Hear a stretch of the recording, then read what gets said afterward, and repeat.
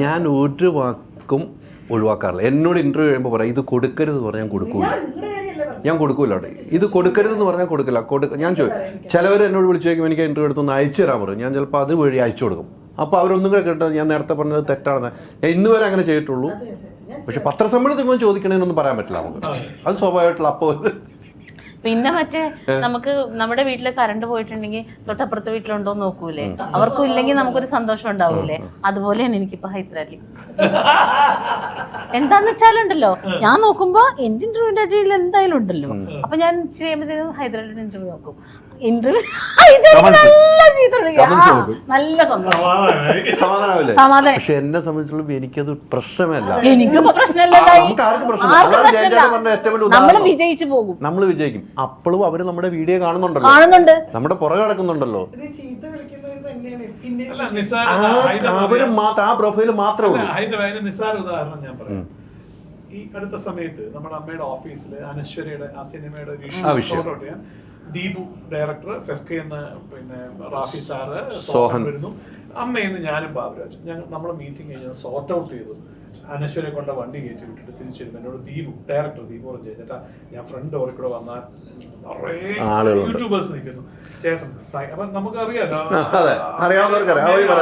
ഇപ്പുറത്തൊരു വഴിയുണ്ട്. എന്നോട് പറഞ്ഞാൽ ചേട്ടൻ ഞാൻ അപ്പുറത്തോടെ പോകാൻ, ചേട്ടൻ വണ്ടി ഒന്ന് പറയാം. ഞാൻ വാതിക്കെ ചെന്നിട്ട് യൂട്യൂബേഴ്സ് ഒക്കെ നിൽക്കുക. ഞാൻ വണ്ടി എടാ നീ അപ്പുറത്തോട്ട് പോവാം, ഇത് ഇവൻ അങ്ങനെ നിൽക്കുക, അപ്പൊ ഇങ്ങോട്ട് പാടാന്ന്.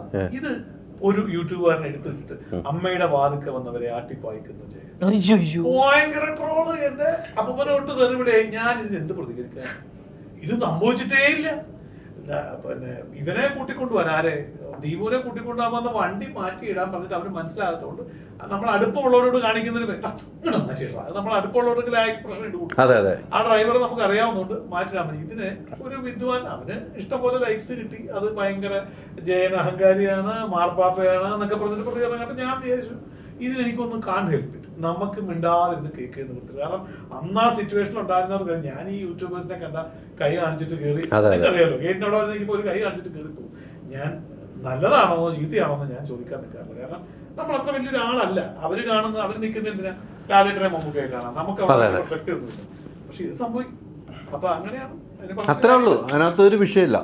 അപ്പൊ എനിക്ക് വന്ന കമന്റ് കണ്ട് രസിക്കുക, മഞ്ജുവിന് വന്ന കമന്റ് വന്ന് ഞാൻ രസിക്കും. നമുക്ക് അതുകൊണ്ട് മുന്നോട്ടോ.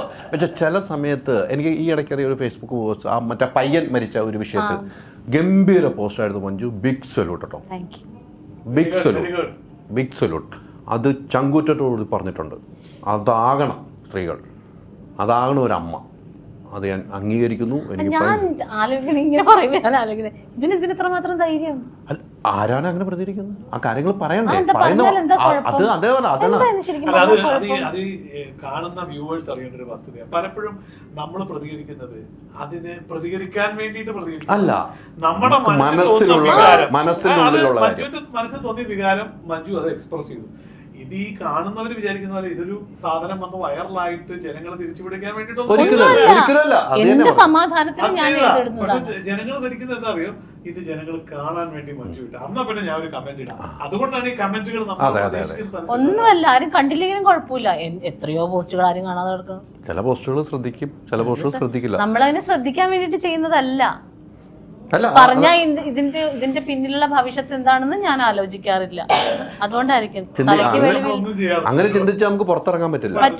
നമ്മള് കാരണം മറ്റൊരാളെ വേദനിപ്പിക്കാത്ത രീതിയിൽ എന്ത് കാര്യം പോസ്റ്റായിട്ട് നമുക്കിടാം. ഞാൻ ഒരു പോസ്റ്റ് ഇട്ടുകൊണ്ട് മറ്റൊരാൾക്ക് വേദനിക്കുന്നുണ്ട്, അല്ലെങ്കിൽ ഞാനൊരു പോസ്റ്റ് ഇട്ടുകൊണ്ട് മറ്റൊരാളുടെ ഫാമിലി ഒരു പ്രശ്നമുണ്ട്, അല്ലെങ്കിൽ അവരുടെ പ്രൊഫഷനിൽ ഒരു പ്രശ്നമുണ്ട്, അവനൊരു തെറ്റുകാരനല്ല, അല്ലെങ്കിൽ അവളൊരു തെറ്റുകാരി അല്ലാതിരിക്കുന്ന സമയത്ത് ഞാനൊരു പോസ്റ്റോ അല്ലെങ്കിൽ എന്തെങ്കിലും ഇട്ട് കഴിഞ്ഞാൽ അതെപ്പോഴും ഒരു പ്രശ്നം തന്നെയാണ്. അതല്ലാത്തടത്തോളം കാലം നമ്മൾ ചെയ്യുന്ന എന്ത് കാര്യവും സ്ട്രെയിറ്റ് ആണ്, അതിനകത്ത് റൈറ്റ് ഉണ്ടെങ്കിൽ നമുക്ക് എവിടെയും പറയാം.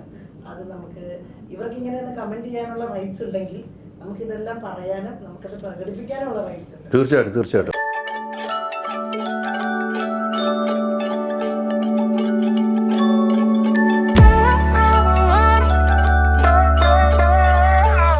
വാട്സാപ്പ് വഴി ഇംഗ്ലീഷ് പഠിക്കാൻ ഇംഗ്ലീഷ് കഫേ ഉള്ളപ്പോൾ ഇംഗ്ലീഷ് ഒരു വിഷയമേ അല്ല. English cafe, we present you the perfect English.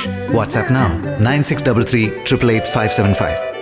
Ultra modern kitchen devices. ഒരു കിച്ചണിൽ വേണ്ട എല്ലാ ലേറ്റസ്റ്റ് ബ്രാൻഡുകളും ഇവിടെയുണ്ട്. ലോകോത്തര ബ്രാൻഡുകൾ, original products, wide range. MyG future.